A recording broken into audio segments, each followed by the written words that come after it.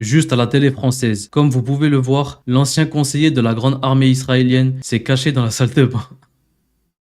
Bonjour le peuple, j'espère que vous allez bien. Moi ça va moyen. Comme vous avez pu le voir pour certains d'entre vous, j'ai publié un post où je disais que YouTube va peut-être supprimer ma chaîne à cause d'une mise en garde que j'ai reçue suite à une vidéo sur le conflit entre l'Iran et Israël. Du coup, on ne va pas se plaindre ni se victimiser. C'est pas dans nos habitudes. Je veux continuer à vous informer et lutter contre la désinformation sur Gaza et le conflit Iran-Israël. Pour ça, j'ai besoin de vous. Déjà de vous abonner sur la seconde chaîne YouTube, je mets le lien dans la description et en premier commentaire, et de la partager un maximum à vos proches. L'objectif c'est qu'on soit 10 000 abonnés, je sais qu'on peut le faire. Vous avez dit à plusieurs reprises dans les commentaires que vous êtes fiers de mon travail. Maintenant prouvez-le moi, et je sais que vous pouvez. 16 milliards de mots de passe issus de Apple, Facebook et Google viennent de leaks. C'est la plus grande violation de données de l'histoire. Occupez-vous de ça Google, au lieu de censurer ceux qui essaient de montrer la vérité. Et on commence l'info avec Israël qui bascule en mode blackout total. La Knesset vient de voter une loi digne des régimes les plus paranoïaques. Filmer un missile, une interception ou un lieu sensible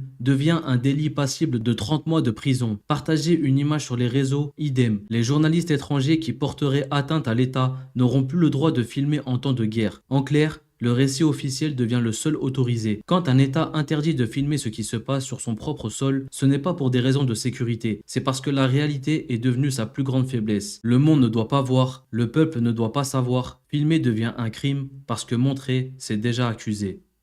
François Asselineau qui tweet: la propagande israélienne mise à mal. L'Iran a envoyé dans la nuit des missiles hypersoniques Fatah 1 sur Israël, à une vitesse de Mach 15, 5 km par seconde, sur 1400 km. Il peut atteindre des cibles israéliennes en 7 minutes. Aucun pays de l'OTAN, pas même les États-Unis, ont de tels missiles. Il s'agit de faits et non de propagande de guerre. Il s'agit de faits et non de propagande de guerre. Les pro-Netanyahou et leurs relais d'opinion, aux États-Unis et en Europe ne rendent service ni aux Israéliens ni aux Juifs en affirmant qu'Israël aurait déjà toute la maîtrise de l'espace aérien iranien, déjà gagné la guerre et que l'Iran serait isolé. Quand une journaliste du Moyen-Orient répond à la menace d'Israël sur l'Algérie, je ne parle pas du gouvernement ou de son armée, mais juste son peuple fera de vous qu'une bouchée. L'Iran balance une bombe d'infos. Israël préparerait un faux attentat pour lancer la troisième guerre mondiale. Un rapport explosif vient d'émerger de Téhéran, évidemment ignoré par tous les médias mainstream, et il fait froid dans le dos. Israël aurait dans ses cartons un faux attentat sous fausse bannière, false flag, sur le sol américain, une opération à la sauce 11 septembre. Le but, traîner de force les États-Unis dans une guerre totale contre l'Iran. Selon les infos, le Mossad aurait été piraté quelques jours avant les premières frappes de Netanyahou. Et ce qu'on y a trouvé, l'horreur. Au menu des fuites, plan détaillé de cyberattaques à grande échelle, liste d'assassinats ciblés, dossier de chantage sur des responsables étrangers et surtout le document le plus flippant, la Sumption Option. Pour ceux qui ne connaissent pas, la Sumption Option est la doctrine de la fin du monde d'Israël. S'ils sont au bord de l'effondrement, ils font tout sauter. Leur arsenal nucléaire serait utilisé pour vitrifier la planète. Et pendant que l'opinion publique est hypnotisée par la défense d'Israël contre le terrorisme, les pièces de l'engrenage se mettent en place dans l'ombre. Encore un prétexte, encore une manipulation pour relancer la machine de guerre US. Rappel, les guerres modernes ne commencent plus avec des déclarations officielles. Elles commencent avec des mensonges, des manipulations, des incidents montés de toutes pièces. Témoignage de Pascal Mourera, resté otage aux mains d'Israël pendant une semaine. Israël est un État fasciste à tous les niveaux. Bah, régime fasciste, quoi. Israël, menteur à tous les niveaux, et puis mafieux. C'est en fait tous les niveaux de commande, que ce soit l'armée, que ce soit la police aux frontières, que ce soit ensuite les gardiens de prison et ainsi de suite. En fait, il y a et jusqu'au juge. C'est en fait un mensonge organisé où on raconte une histoire qu'on a envie de raconter.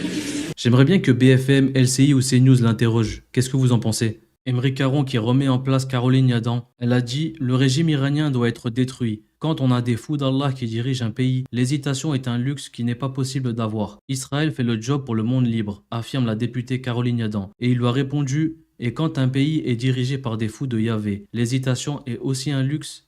À tous ceux qui font les choqués par le bombardement de l'hôpital israélien, voici la liste des hôpitaux bombardés par Israël depuis le 7 octobre 2023. Gaza, hôpital El Ali, hôpital El Shifa, complexe médical Nasser, hôpital indonésien, etc., etc. Regardez tout ce qu'il y a. La liste est longue. Et au Liban aussi pareil. En Syrie aussi. En Iran. Une chaîne étrangère a diffusé une séquence d'une rare intensité, soigneusement dissimulée au regard du public international. La vidéo révèle l'instant précis où un missile iranien de très forte puissance s'abat en plein cœur de Tel Aviv, il y a quelques jours à peine. Le niveau de censure médiatique autour de cet événement est tout simplement considérable. An Iranian strike deep in the heart of Tel Aviv. For the fifth straight day, the skies above the city lit up as Israel's air defense system intercepted one Iranian missile after another. L'Iran publie une nouvelle vidéo montrant des lancements de missiles balistiques ciblant Israël.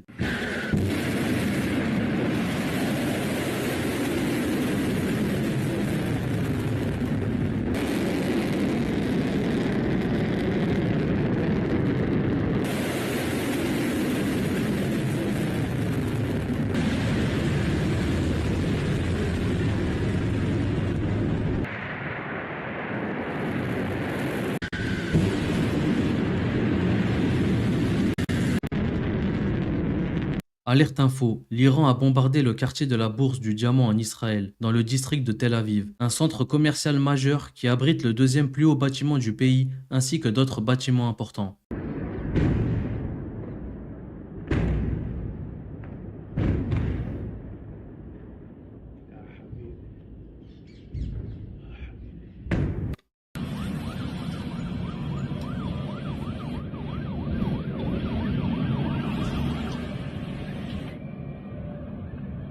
Quand la nuit tombe, Tel Aviv s'habille de lumière.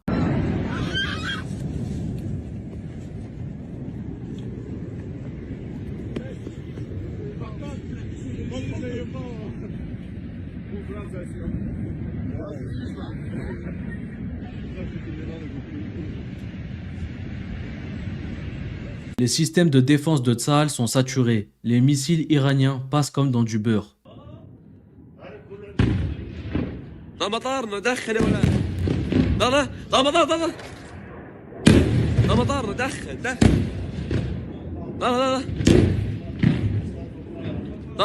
المطار ده نعم تحرك 200 المطار يا رب الله يا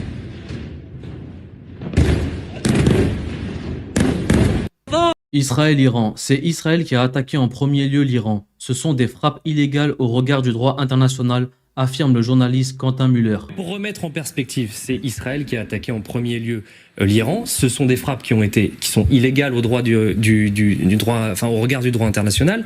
La Russie qui a envahi l'Ukraine, cela a donné lieu à énormément de sanctions économiques, et ça à juste titre.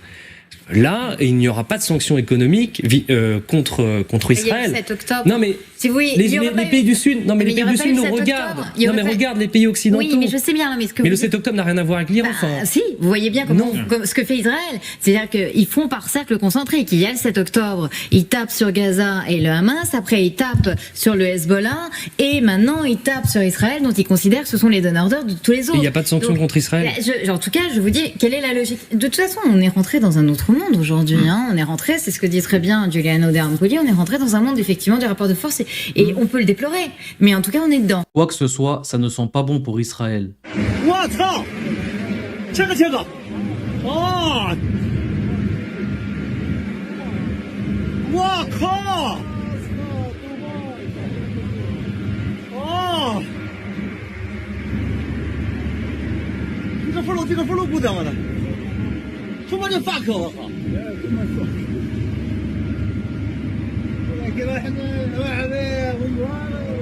Des missiles balistiques iraniens attaquent Tel Aviv et Haïfa.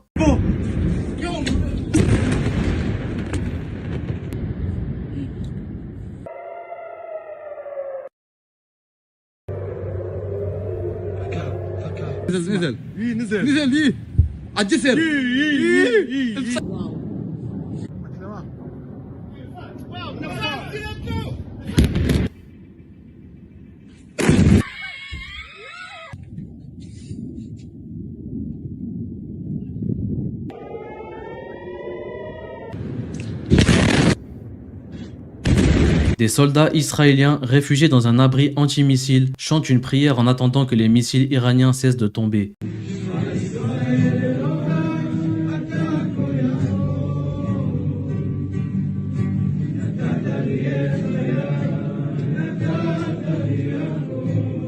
Erdogan affirme que Netanyahou a dépassé Hitler en matière de génocide et qualifie les frappes israéliennes contre l'Iran d'illégales et injustifiées. Tel Aviv dévasté, quand l'arrogance nourrit son propre châtiment.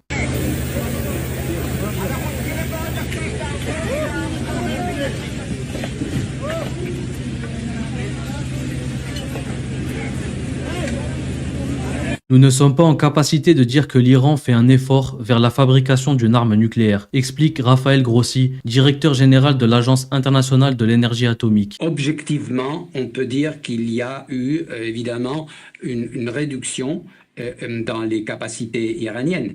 Je viens de mentionner toute une série d'installations importantes qui ont été détruites ou sérieusement affectées par des attaques. Donc il y a des limitations. Mais il y en a d'autres qui n'ont pas été attaqués. Et pour le reste de votre question, c'est une question subjective.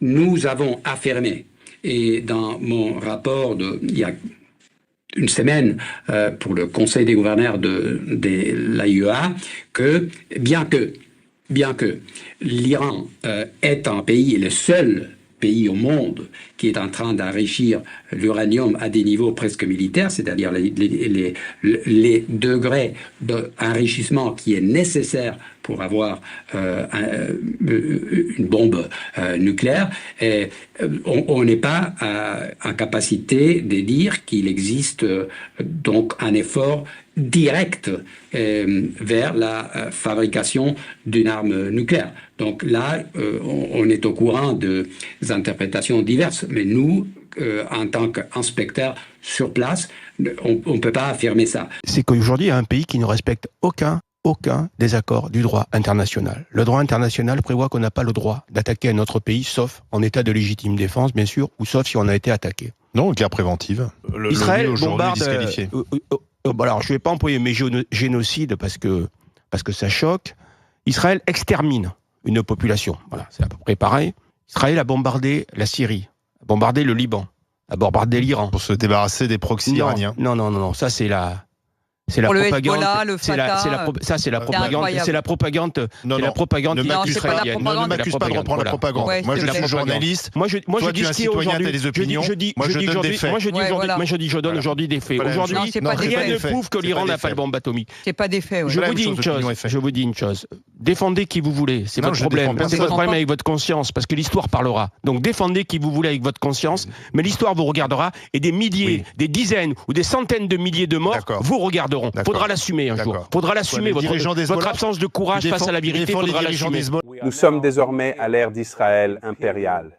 Un nouveau statu quo est en train d'être instauré par les États-Unis, Israël et leurs partenaires dans la région ainsi qu'en Europe. La guerre règne sur le monde.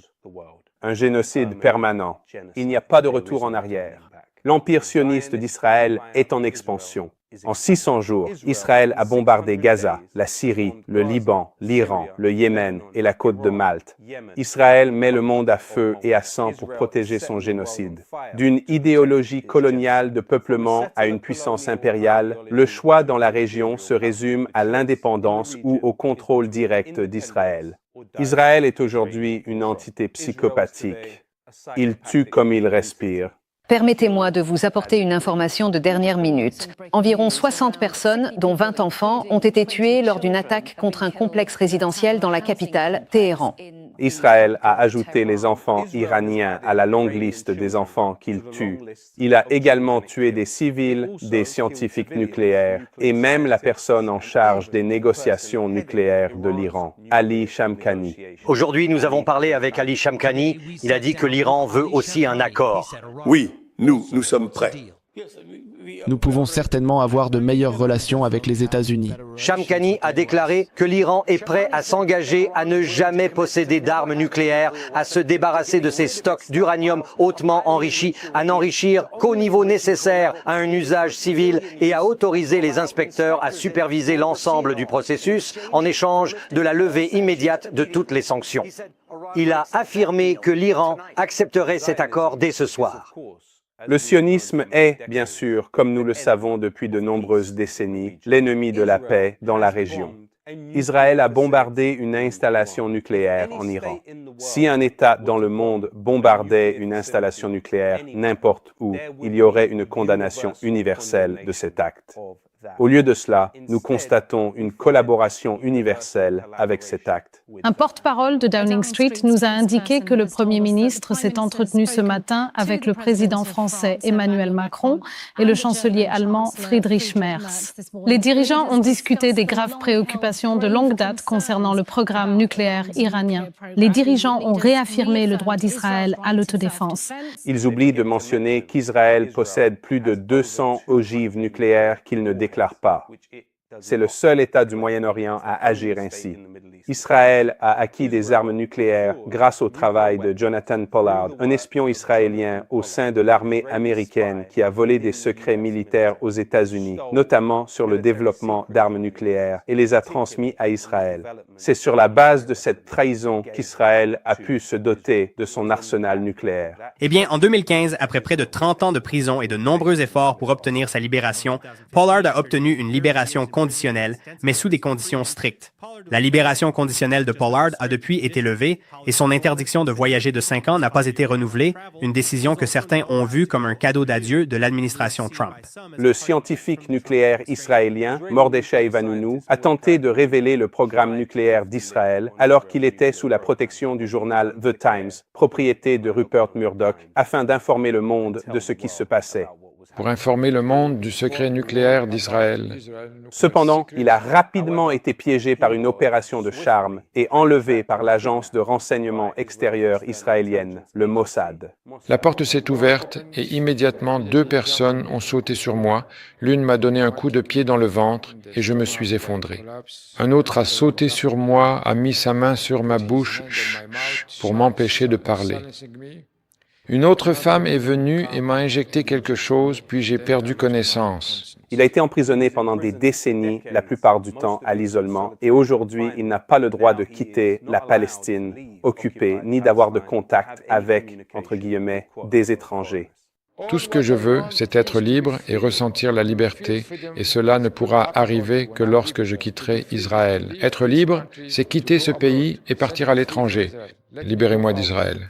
Laissez-moi sortir d'Israël. Israël et ses partisans présentent cela comme une frappe préventive contre l'Iran, mais c'est Israël qui possède au sein de sa direction militaire ce qu'on appelle l'option Samson, qui justifie l'utilisation d'armes nucléaires contre une cible qu'il juge appropriée. L'Iran n'a aucune directive de ce genre et ne possède pas d'armes nucléaires. L'Iran est visé par un changement de régime parce que depuis des décennies, il soutient la résistance palestinienne. L'engagement de l'Iran pour la libération de la Palestine n'est ni émotionnel ni symbolique. Cela peut être clairement retracé à travers les paroles tant des Palestiniens que de leurs ennemis. Comme l'a révélé Talal Nadji, le secrétaire général du Front populaire de libération de la Palestine, l'Iran a déployé d'énormes efforts pour armer, former et financer toutes les factions de la résistance palestinienne qui combattent Israël. Il affirme également que l'Iran a permis aux factions palestiniennes de développer leurs propres moyens de se défendre grâce à des formations qui ont eu lieu en Iran, en Syrie, au Liban et à Gaza. Talal Nadji a déclaré « C'est Soleimani lui-même qui a supervisé la livraison de missiles russes Kornet aux factions de la résistance, qui ont alors pu anéantir les chars Merkava israéliens. » Saleh al-Harouri, le défunt dirigeant du Hamas, a déclaré « L'Iran était le seul État au monde à disposer d'un budget qui existait spécifiquement pour la libération de la Palestine. Le témoignage de ces personnes sur la contribution de l'Iran à la cause palestinienne ne peut être ignoré lorsqu'on cherche à comprendre le développement de tout cela. Le chef de la révolution iranienne, Khomeini, a déclaré « Nous sommes les soutiens de tout peuple opprimé. Toute personne, où qu'elle soit, qui est opprimée, nous éprouverons de la sympathie pour elle. Les Palestiniens sont opprimés par les Israéliens et les Israéliens sont les oppresseurs. Donc nous sommes solidaires des Palestiniens. Il a également déclaré « Tout le monde doit comprendre que l'objectif des superpuissances mondiales en créant Israël ne s'arrête pas à l'occupation de la Palestine. Il prévoit, à Dieu ne plaise, d'étendre le sort de la Palestine à tous les pays arabes. Nous sommes maintenant en plein processus du projet du Grand Israël. L'intervention étrangère et le changement de régime ne sont pas nouveaux en Iran. Au début des années 50, Mohammad Mossadegh, un dirigeant démocratiquement élu, a été renversé lors d'un coup d'État soutenu par la CIA et le MI6 afin de repousser et d'établir ce que l'on connaît aujourd'hui sous le nom de British Petroleum, BP. À cette époque, la société, l'Anglo-Iranian Oil Company, que Mossadegh espérait nationaliser pour utiliser les ressources du pays au profit de son peuple. Pour cela, il a été renversé et le Shah a été installé. Aujourd'hui, c'est le fils du Shah qui cherche à reprendre le pouvoir en Iran. La solution ultime, c'est le changement de régime. Maintenant, nous avons une opportunité. Où allons-nous? Alex Karp, de la société liée à la CIA, Palantir, qui a joué un rôle essentiel dans le génocide d'Israël à Gaza. Je suis extrêmement fier de ce que nous faisons sur le champ de bataille, de tuer nos ennemis et de les effrayer parce qu'ils savent qu'ils seront tués. C'est mon objectif. Ce n'est pas obligé d'être le vôtre. Alex Karp affirme, une guerre sur 3 fronts avec la Chine, la Russie et l'Iran est envisageable. Les États-Unis sont en train de remodeler le monde et Israël en est la pointe de lance. Nous devons utiliser nos voix de toutes les manières possibles pour lutter pour la paix et non pour la guerre. Alors que cette politique est menée par certains des gouvernements les plus impopulaires de l'histoire de l'humanité, l'immense majorité des gens à travers le monde s'opposent à cette guerre. Israël a banalisé le meurtre d'enfants en Palestine, à Gaza, au Yémen, en Syrie, au Liban et maintenant en Iran. Plus cela continue, plus il sera possible à l'avenir de tuer d'autres enfants ailleurs. Cela dégrade notre propre humanité.